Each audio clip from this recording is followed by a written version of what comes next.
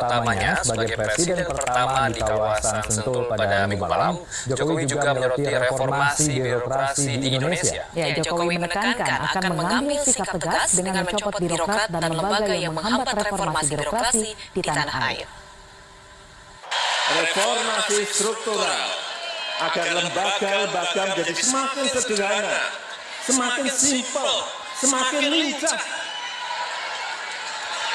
Ini juga hati-hati. Kalau mindset birokrasi tidak berubah, saya pastikan akan saya pangkas. Kecepatan melayani, kecepatan memberikan izin menjadi kunci bagi reformasi birokrasi kita. Akan saya cek sendiri, akan saya kontrol sendiri.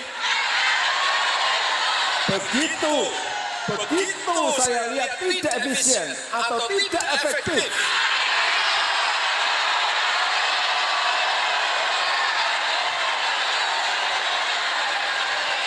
saya pastikan akan saya pangkas dan saya copot pejabatnya.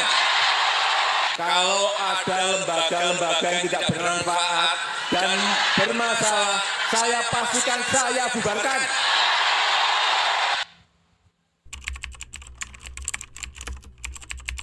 Birokrasi adalah sistem pengaturan dan pengelolaan yang menggunakan aturan, prosedur, dan hierarki untuk mengatur aktivitas dalam suatu organisasi atau pemerintahan. Birokrasi ini seringkali melibatkan aturan yang jelas, pembagian tugas yang terstruktur, dan proses formal untuk mengambil keputusan.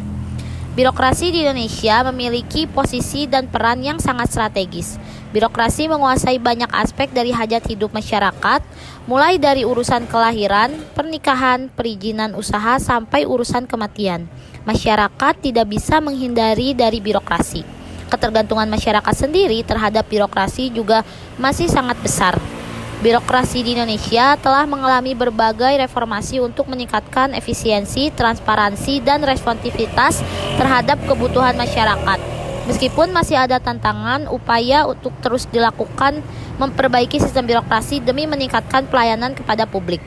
Dalam kaitan penyelenggaraan pemerintahan dengan sifat dan lingkup pekerjaan, birokrasi menguasai aspek-aspek yang sangat luas dan strategis. Birokrasi menguasai akses sumber daya alam, anggaran, pegawai proyek, serta menguasai akses pengetahuan dan informasi yang tidak dimiliki pihak lain. Dengan posisi dan kemampuan besar yang dimilikinya tersebut, birokrasi bukan saja mempunyai akses yang kuat untuk membuat kebijakan yang tetap secara teknis, tetapi juga mendapat dukungan yang kuat dari masyarakat dan dunia usaha.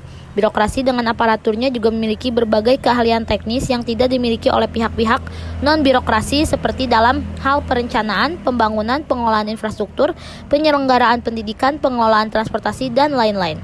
Birokrasi di Indonesia juga memegang peranan penting dalam perumusan, pelaksanaan, dan pengawasan berbagai kebijakan publik serta dalam evaluasi kinerjanya.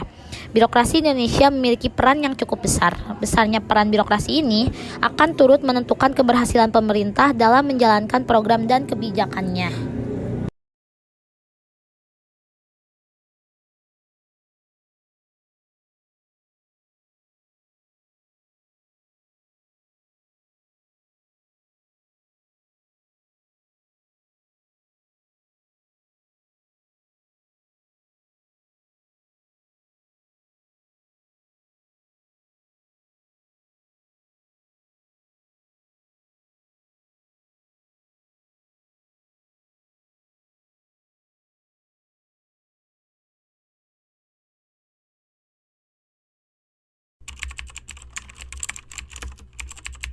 Pemerintahan, pelayanan publik, sistem perpajakan, kebijakan publik, dan sistem hukum.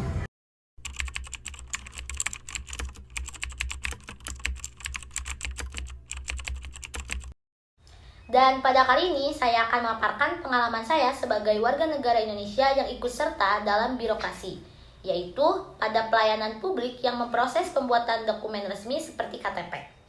Proses pembuatan kartu tanda penduduk atau KTP masuk ke dalam proses birokrasi yang digambarkan dalam teori birokrasi Max Weber.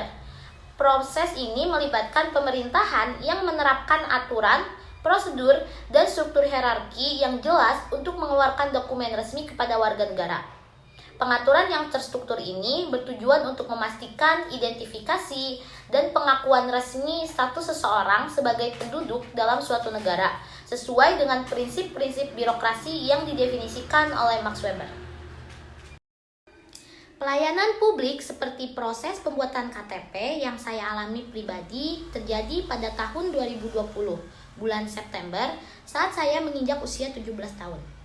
Sesuai aturan negara, pada saat itu saya langsung mengurus proses pembuatan KTP di kecamatan setempat, dikarenakan teman-teman seusia saya juga membuat KTP di kecamatan. Setelah mendatangi Kecamatan Cibatu, Kabupaten Garut dengan membawa persyaratan pembuatan KTP dan memberikan kepada pegawai kecamatan setempat, saya pun melakukan rekaman seperti foto dan mengisi kertas formulir data pribadi. Setelah melakukan berbagai prosedur tersebut, pihak kecamatan mengatakan bahwasanya KTP saya akan dikirimkan ke alamat rumah oleh pos. Namun singkat cerita, setelah 3 bulan saya tunggu, tidak kunjung ada. Padahal beberapa teman saya, KTP-nya sudah diantarkan ke rumah oleh pos. Karena keterlambatan tersebut, saya mendatangi kembali Kecamatan Cibatu, Kabupaten Garut. Lalu pihak kecamatan hanya memberikan saya link Dukcapil dan menyuruh saya mengisi link tersebut. Setelah saya melakukan hal itu, KTP saya masih belum diproses, hingga kurun waktu 1 tahun pun masih belum diproses.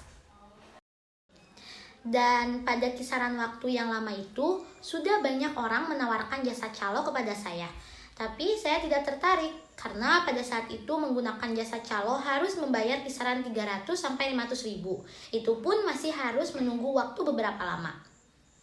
Pada akhirnya, pada tahun 2022, saat saya berusia 18 tahun 10 bulan, dan pada tahun itu juga saya akan mendaftarkan ke universitas, juga mengikuti berbagai tes masuk universitas.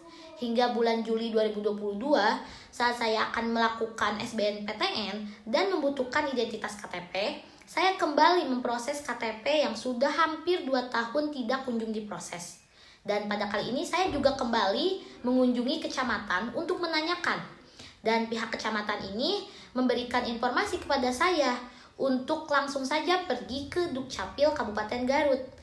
Tanpa pikir panjang, saya dan juga papa saya pergi mendatangi Dukcapil Kabupaten Garut dengan membawa bukti hasil verifikasi link yang sudah berhasil. Dan di hari saya mendatangi Dukcapil, pada saat itu juga KTP saya langsung diproses dan langsung jadi. Dan setelah menunggu 2 tahun dengan iming-iming pihak kecamatan yang mengatakan bahwa KTP saya akan diantarkan via pos, akhirnya saya berhasil mendapatkan KTP dengan mendatangi langsung Dukcapil Kabupaten Garut dan tanpa bantuan calo atau jasa manapun yang mengeluarkan biaya.